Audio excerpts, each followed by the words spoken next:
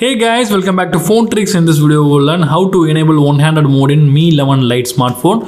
So it's a very easy method. So without further ado, let's get started. First of all, you need to open settings. Open the settings, then choose additional settings.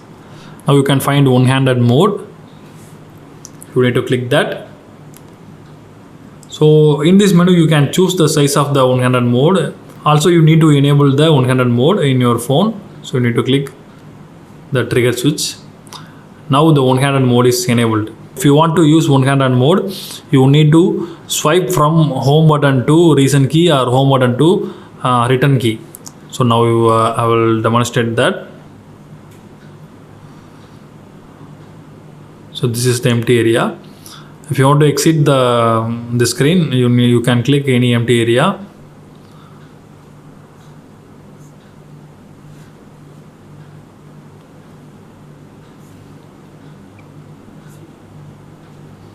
So you can use the phone with one hand.